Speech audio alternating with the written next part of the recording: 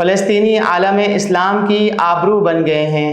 جماعت اسلامی ہند تلنگانہ کی جانب سے فلسطینی بھائیوں سے اظہار یگانت اور اسرائیلی جارحیت کے خلاف ایک احتجاجی جلسہ نمائش میدان نامپلی حیدرآباد پر منعقد ہوا۔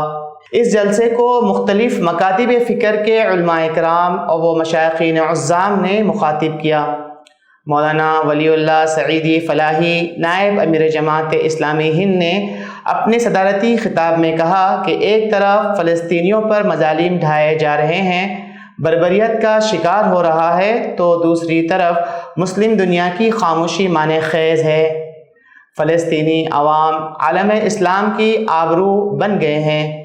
فلسطین کے رہنما یاسین، جنہیں اسرائیل نے بم سے شہید کر دیا تھا، انہوں نے کہا تھا کہ اسرائیل کے دن گنے جا چکے ہیں، ان کا خاتمہ یقینی ہے اور انشاءاللہ 2027 تک اسرائیل کا خاتمہ ہو جائے گا۔ انہوں نے اپنے خطاب میں ہندوستانی حکمرانوں کے رویے پر شدید تنقید کرتے ہوئے کہا کہ فلسطین کے تئیں ان کی دوغلی پالیسی اب چلنے والی نہیں ہے۔ ایک طرف فلسطینیوں کی حمایت کا اعلان کرتے ہیں اور دوسری طرف انہیں ہتھیار مہیا کر رہے ہیں۔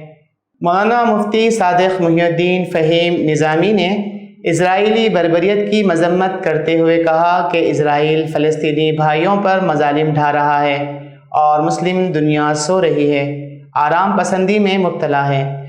مولانا حسام الدین ثانی جعفر پاشا نے کہا کہ ہمیں ان مظلوم فلسطینیوں کے لیے دعائیں کرنی چاہیے۔ سید خسرو پاشا سجادہ نشین درگاہ افضل بیابانی نے اپنے خطاب میں کہا کہ یہ وہ سرزمین ہے جہاں بہت سے انبیاء کرام مدفون ہیں۔ سرکار کا یہیں سے سفر معراج ہوا تھا۔ 50 سے زائد مسلم ممالک ہیں، لیکن وہ اپنے ضمیر کو امریکہ کے پاس رہن رکھے ہوئے ہیں۔ ہم تمام مسلمانوں کے لیے لازمی ہے کہ ہم اگر کچھ بھی نہ کر سکیں تو کم از کم فلسطینیوں کی حمایت میں اسرائیل پروڈکٹ کا بائیکاٹ ہی کریں۔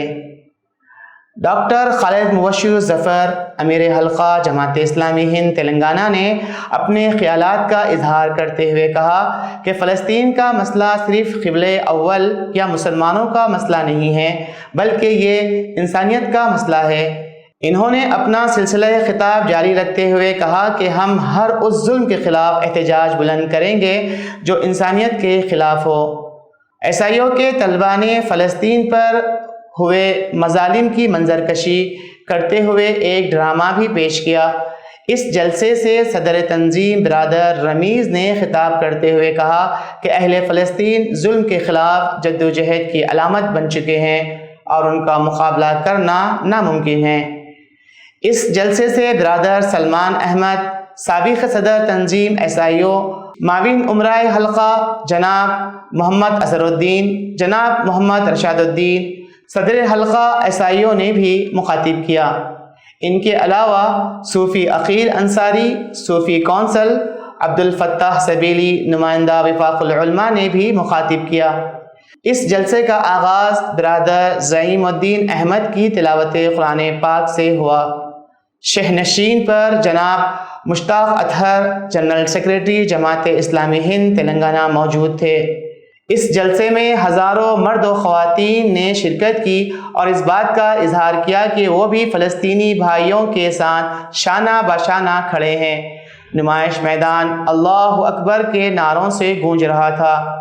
جلسے کے کامیاب انعقاد پر جناب عبد المجید شعیب، معاون امیر حلقہ تلنگانہ نے حاضرین مجلس اور نمائش میدان کے ذمہ داروں اور خاص کر محمد علی شبیر صاحب، ایڈوائزر حکومت تلنگانہ کا شکریہ ادا کیا۔